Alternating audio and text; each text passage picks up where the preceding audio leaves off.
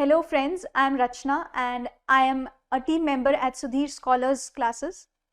And आज मैं आपको एक ऐसे कोर्स के बारे में बताने वाली हूँ जिसकी अवेयरनेस बहुत कम है बट बहुत ज़्यादा डिमांड में है मार्केट में, और ये कोर्स है ACCA, that is Associate of Chartered Certified Accountants. ACCA is a globally recognized CA course and ये more than 180 countries में recognized है. और इसका जो स्कोप है, ये ACCA कंप्लीट करने के बाद आपको जो जॉब्स मिलेंगी वो बहुत बड़ी MNCs हो गई, with in India, outside India, सब जगह इसका स्कोप है. और एक बारी आप जब ये डिस्कशन मेरे साथ सुन लोगे ACCA के कोर्स के बारे में, तो आई एम वेरी श्योर कि आपके पास इसके बारे में और क्वेरीज होंगी और डिस्कशंस करने का स्कोप होगा. एंड उसके लिए आप हमें कभी भी कॉन्टैक्ट कर सकते हैं नीचे दिए गए नंबर्स पे. So let's start with the slideshow for this course, and here it is. ACCA is Association of Chartered Certified Accountants. ये एक ग्लोबल लेवल की CA की डिग्री है. जैसे इंडिया की डिग्री होती है वैसे CA की डिग्री बिल्कुल उसी तरीके से ये एक ग्लोबल लेवल का CA का डिग्री है. ACCA is a global certification from Association of Chartered Certified Accountants and is recognized in over 180 countries. जैसा कि मैंने अभी आपको बताया 1 मिनट पहले कि ACCA आपकी ग्लोबल लेवल की CA है एंड ये कितनी कंट्रीज में recognized है? Over 180 countries. As it is equivalent to a chartered accountancy degree, a candidate can work as a chartered accountant in any part of the world. तो ACCA करने के बाद आपका स्कोप बढ़ जाता है, आप एक ग्लोबल लेवल के CA कहलाते हो और आप इंडिया ही नहीं किसी भी पार्ट ऑफ द वर्ल्ड में काम कर सकते हो. You can take a job. अब आपके दिमाग में ये आ रहा होगा कि ACCA का स्कोप क्या है, हम क्यों करें ACCA, क्या होगा ACCA करने से, कहाँ पे जॉब्स मिलेंगी. आप लोग अगर ACCA सर्टिफिकेशन कर लेते हो so you will be hired by big companies. That could be big force. Big force में क्या क्या आ गया, जैसे KPMG, Deloitte, PwC, EY, वैसे ही BDO हो गया, ग्रैंड थॉर्ंटन हो गया एंड बाकी सारी जो भी बड़ी MNCs हैं वहाँ पे you can get your self a good job. ठीक है, और ये होगा, अलग अलग उनकी टीम्स होती हैं, accounting advisory, risk advisory, mergers and acquisitions etcetera. तो इन सब में आपको जॉब्स का स्कोप बढ़ जाता है. Then a candidate can easily, अब आप सोच रहे होगे कि अगर जॉब लग भी गई तो हमें कितने पैसे मिलेंगे उस चीज़ के, क्या पैकेजेस होंगे. So the starting package is somewhere around 7 to 8 lakhs per annum. Okay, which is a good package, good starting package. Then let's discuss about the ACCA eligibility. कि कौन कौन ACCA कर सकता है. अगर आप +2 में हो तो क्या आपको अभी से इसके बारे में सोचना चाहिए या नहीं सोचना चाहिए. सो बिल्कुल फर्स्ट पॉइंटर से ही आपको समझ आ जाएगा कि मैंने आपको ये क्यों बोला है.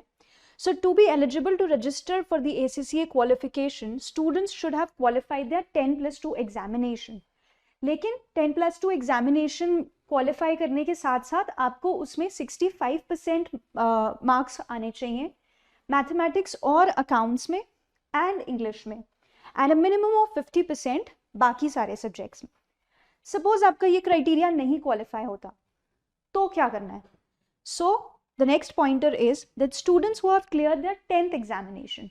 ठीक है, अगर आपने 10th क्वालिफाई कर लिया है और आप ये +2 का क्राइटेरिया बाय चांस नहीं मीट कर पाते हो तो आपके पास एक फाउंडेशन इन अकाउंटेंसी का रूट है जिसको आप फॉलो करके ACCA कोर्स के अंदर एंट्री ले सकते हो. नेक्स्ट कमिंग, सो नाउ इसका एग्जाम स्ट्रक्चर कैसा रहता है. CA के बारे में तो काफ़ी लोगों को यहाँ पे पता ही होगा कि कैसा स्ट्रक्चर होता है एग्जाम का. पहले फाउंडेशन होता है, फिर बाद में हमारे पास इंटर होता है, फिर फाइनल लेवल के 2 ग्रुप्स होते हैं. तो वैसे ही ACCA का कैसा स्ट्रक्चर रहता है. So ACCA exams can be classified into 3 levels. So सबसे पहले जो हमारा लेवल आता है इसमें आता है नॉलेज लेवल के एग्जाम्स. नॉलेज लेवल के एग्जाम्स में हमारे पास 3 एग्जामिनेशंस आते हैं. 1 is business and technology, 2nd is management accounting and 3rd is financial accounting. Once the knowledge level examinations are cleared, then comes the next step, that is skill level exams. Skill level exams में हमारे पास आते हैं ये 6 exams. ठीक है, 6 में से एक है हमारा corporate and business law. Then we have performance management. Performance management is similar to the cost accounting, जो कि मे बी आप बीकॉम में पढ़ोगे, या आप अगर सीए में आपको सीए का नॉलेज होगा तो आप जो उसमें कॉस्ट अकाउंटिंग होती है ये उसके जैसा है. देन वी हैव टैक्सेशन, जो कि यूके की टैक्सेशन होगी. वाई इट इज यूके का टैक्सेशन? बिकॉज ये जो ग्लोबल बॉडी है ACCA की, this is based out of UK. Okay. Then we have financial reporting, then we have audit and assurance, and lastly financial management. Then comes the last level, which is the professional level examinations. अब professional level examinations में आपको 4 exams देने होते हैं. 4 exams में जो 2 examinations होती हैं वो होते हैं एसेंशियल एग्जाम्स. एसेंशियल का मतलब क्या है? Mandatory exams. ये आपको देने ही देने हैं. That is strategic business reporting 1 and the other is strategic business leader. और हमारे पास 2 आते हैं ऑप्शनल एग्जाम्स. 2 ऑप्शनल एग्जाम्स का मतलब क्या है कि यहाँ पे आपके पास 4 एग्जाम्स, 4 सब्जेक्ट्स के नाम आएंगे. इसमें से आपको 2 एग्जाम्स चूज करने हैं और वो 2 के लिए अपेयर करना है. That is your choice entirely. 1 is advanced performance management, next is advanced taxation which is UK taxation. Then we have AAA, which is Advanced Audit and Assurance, and the 4th one is Advanced Financial Management. All right, so ये 4 exams हैं, ये 2 तो देने ही देने हैं. The mandatory exams are something which you have to give. ये इसमें से आप कोई भी 2 चूज करके दे सकते हो. That's entirely your choice कि आप कौन सा एग्जाम, जो सब्जेक्ट आपको इसमें से ज़्यादा अच्छा लगता है, जो ज़्यादा अच्छा लगता है पढ़ने में, जो ज़्यादा ईजी लगता है, आप उसमें से इन 4 में से वो 2 एग्जामिनेशंस दे सकते हो. नेक्स्ट कमिंग कि एग्जाम का फॉर्मेट क्या होता है. MCQs होते हैं, सब्जेक्टिव होते हैं, किस लेवल के एग्जाम्स होते हैं, what is the pattern exactly. So जो हमने नॉलेज लेवल के 3 एग्जाम्स की बात करी, business technology, management accounting and financial accounting, और साथ में स्किल लेवल का एक एग्जाम जो कि लॉ का है, वो सारे मिला के जो एग्जामिनेशंस होंगे वो आपके 100% ऑब्जेक्टिव एग्जाम्स होंगे, यानी कि MCQ exams. Then we have these exams, that is ये आ गए हमारे स्किल लेवल के एग्जाम्स. स्किल लेवल के जो एग्जाम्स थे वो था performance management, taxation, financial reporting, auditing and financial management. तो ये वाले जो एग्जाम्स होंगे ये आपके 60% ऑब्जेक्टिव होते हैं एंड 40% सब्जेक्टिव. सब्जेक्टिव में किस टाइप के सब्जेक्टिव एग्जाम्स होते हैं? 1 लाइनर क्वेश्चन नहीं, there will be case studies which you will have to look into, you will have to analyse and then solve the questions. Then we have the professional level examinations. ये professional level के exams हैं जिसमें आ गया आपका strategic business reporting, strategic business leadership, advanced performance management, advanced taxation, AAA which is audit assurance, and then advanced financial management. ये बिल्कुल 100% subjective case study based examination है. केस स्टडी बेस्ड का मतलब इस टाइप की केस स्टडी आएगी जहां पे आपको अपने आप को as a CEO, as a CFO imagine करना है कि हम इस कंपनी के CEO हैं, हम इस कंपनी के CFO हैं, and then you will have to analyse that case study, that query, and then you will have to appear for that particular question. Then this is what I was talking about, that we have one section where the एक case study जो होगी उसके 50 marks होंगे. सो पूरे paper में आपको 2 questions करने हैं. एक क्वेश्चन 50 मार्क्स का होगा, एक पूरी केस स्टडी होगी 50 मार्क्स की, जिसमें 4-5 क्वेश्चंस होंगे. वो 50 मार्क्स उन 5 क्वेश्चंस में डिवाइडेड होंगे. Then comes section B. Section B में आपके पास दी जाएंगी 2 केस स्टडीज जिसमें से आपको किसी एक. सो सेक्शन बी में क्या होगा? सेक्शन बी में 2 केस स्टडीज होंगी carrying 25 marks each. Okay. Now comes the question कि एग्जाम्स कब कंडक्ट होते हैं? साल भर होते हैं, क्वार्टरली होते हैं, सेमी एनुअली होते हैं, क्या स्ट्रक्चर रहता है? जो मैंने आपको बताया कि फर्स्ट 3 जो एग्जाम्स हैं नॉलेज लेवल के एंड स्किल लेवल का एक लॉ का exam, LX is law. So that is business technology, management accounting, financial accounting and law. ये जो एग्जाम्स हैं ये ऑन डिमांड हैं। अगर आपकी तैयारी आज हो चुकी है तो आप कल का दिन बुक करके इसको दे सकते हैं। So this can be attempted at any time of the year. Okay, so whenever you wanted, these are on demand exams. आप बोलोगे कि मुझे कल देना है पेपर, परसों देना है paper, and you can go, and these are computer based examinations. You can get yourself booked for the exam and you can appear for these exams. जो बाकी एग्जाम्स हैं, जो कि स्किल लेवल के बाकी एग्जामिनेशंस बच जाते हैं हमारे, और जो प्रोफेशनल लेवल के 4 एग्जाम्स हैं, वो कब होते हैं? साल में 4 बार होते हैं, मार्च में, जून में, सितंबर में एंड दिसंबर में. सो you could pick and choose when do you want to give that, and then you can appear for the examination. Right, then coming to एक बार में आप कितने पेपर दे सकते हो? क्या ये सारे के सारे पेपर्स आप एक बार में देना चाहते हो? So listen, the thing is that you can write 4 examinations in one attempt. यानी कि अगर सपोज मेरा मन है कि मैं आने वाले मार्च में पेपर दूं, तो मैं मार्च में कितने पेपर एक साथ दे सकती हूँ? I can give 4 examinations together, but पूरे साल में I can give just 8 exams. So in total I can give 8 exams a year. So what I could do is I could give 2 in March, 2 in June, 2 in September, 2 in December. Okay. Then coming further, the most important topic here would be a comparison with the CA degree. What is ACCA, what is CA, and what are the differences between the whole course, so that you could make a wise decision, whatever suits you the best. Now, recognition की बात करें. अगर हम recognition की बात कर रहे हैं तो ACCA का जो डिग्री है, जैसे कि मैंने बिल्कुल पहली स्लाइड में आपको बताया था कि ACCA is recognized globally. वही चीज है that ACCA is recognized globally. जो CA डिग्री का कोर्स है, that is recognized only in India, right?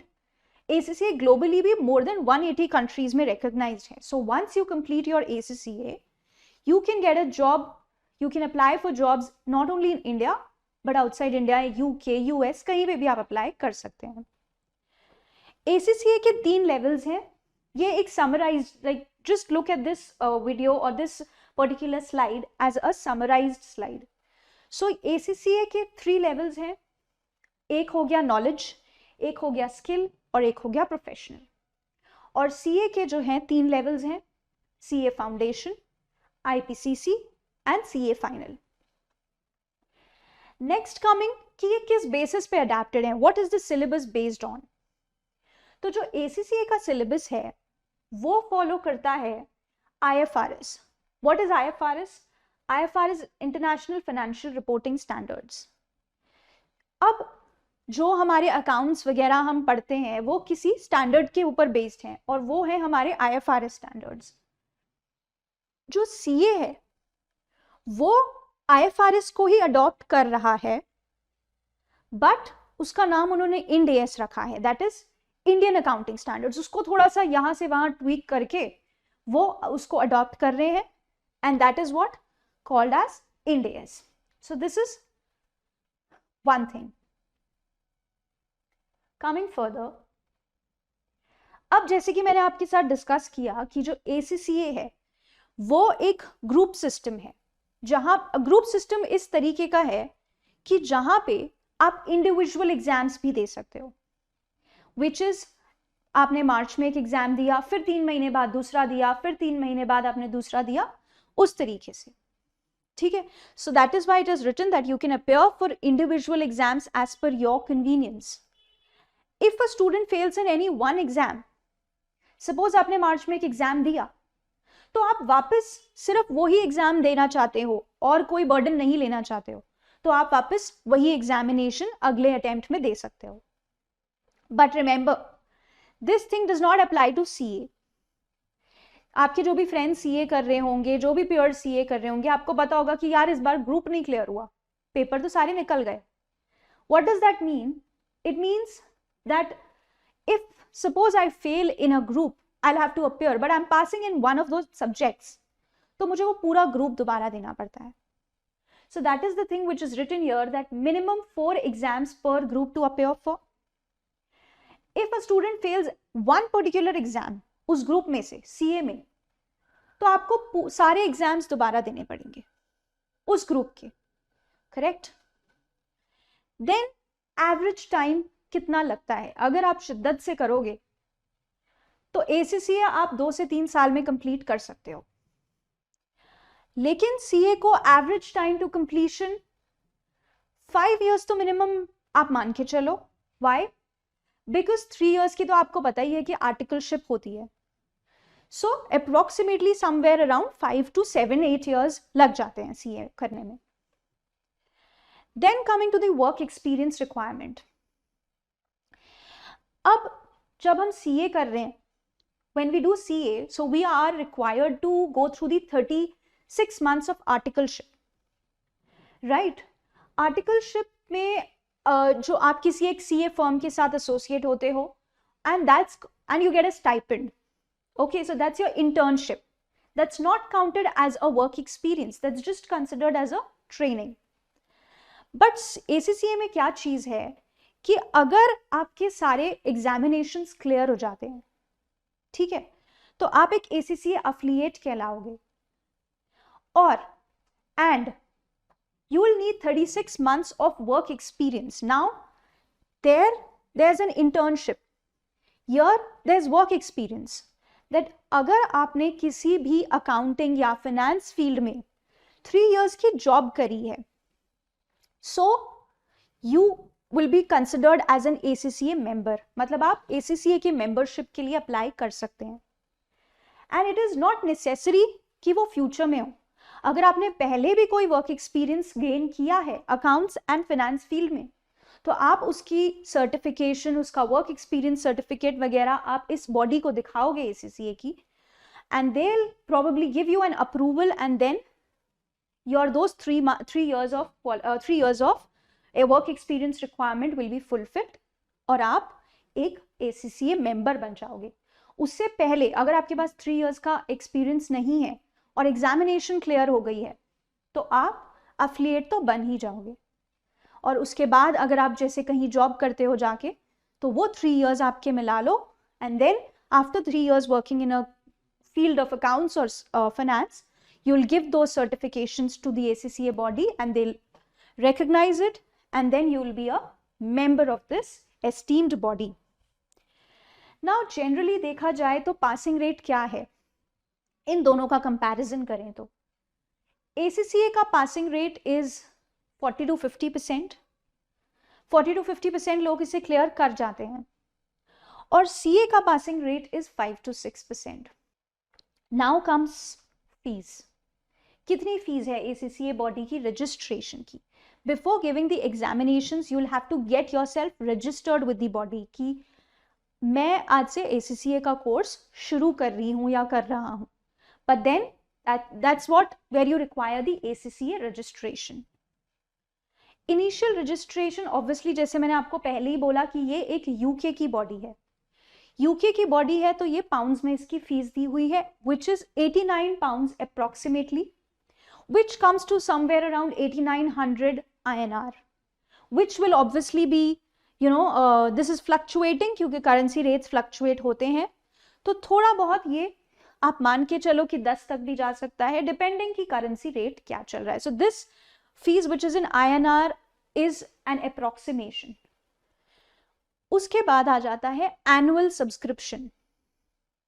इसकी एक एनुअली सब्सक्रिप्शन की फीस देनी होती है। Once you are qualified you will have to give an annual subscription fees. आप किसी CA से पूछना, CA मेंबरशिप लेने के बाद उनको CA की बॉडी को भी, ICI को भी एनुअली फीस देनी होती है। तो ये वही चीज है, annual subscription is somewhere 116 pounds, that is approximately 11,600 rupees. Then coming examination fees.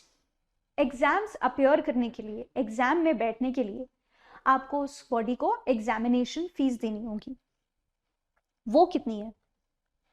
अगर आप नॉलेज लेवल एग्जाम्स में अपेयर कर रहे हो तो your fees is approximately 86 pounds per examination. That is 8600 rupees per examination. Remember ये एक अप्रोक्सीमेट फिगर है। Then we have skill level examinations. Remember I told you 3 level के एग्जाम्स हैं, नॉलेज, स्किल और प्रोफेशनल. उन तीनों की हम एक फीस का अंदाजा ले रहे हैं. स्किल लेवल एग्जामिनेशंस में नाउ सी, अर्ली एंट्री होती है, स्टैंडर्ड एंट्री होती है और लेट कमर्स की एंट्री होती है. अर्ली एंट्री मतलब आपने बिल्कुल पहले जज कर लिया कि अब मेरे को 2-3 महीने बाद ये पेपर देने हैं, तो आप it's always beneficial if you go for early entry, क्योंकि आपके पैसे बच जाएंगे. अर्ली एंट्री में आपको अप्रॉक्सीमेटली 11,000 की फीस लगेगी. फिर आता है थोड़े से latecomers, standard entry. Standard entry के लिए 12,300 लगेगी. और अगर आप बहुत लेट डिसाइड कर रहे हो कि चलो मैं मार्च में ये पेपर दे देता हूं, तो आपको लेट एंट्री फीस लगेगी which is 31,300 rupees approximately. So it's always better to be on time. Coming further, professional level examinations, जो कि हमारा last level होता है. यहाँ पे SBR एग्जाम की, SBR जो है स्ट्रैटेजिक बिजनेस रिपोर्टिंग का एग्जाम है, एंड इसकी अर्ली एंट्री की fees is approximately 20,000. Standard entry is 21,600 and let entry again for latecomers, it's 34,800. Then we have other professional exams, जो कि बाकी 3 एग्जाम्स रह गए थे. उसमें हमारी फीस है अर्ली एंट्री की 14,700, standard entry is 15,400, and again for latecomers the penalty is high, that is 34,800. So guys, ये था आपके लिए मेरी तरफ से ACCA कोर्स का एक detail description. And for professional guidance and coaching, you can contact us on the numbers displayed below. We are happy to help. Thank you everyone. Bye.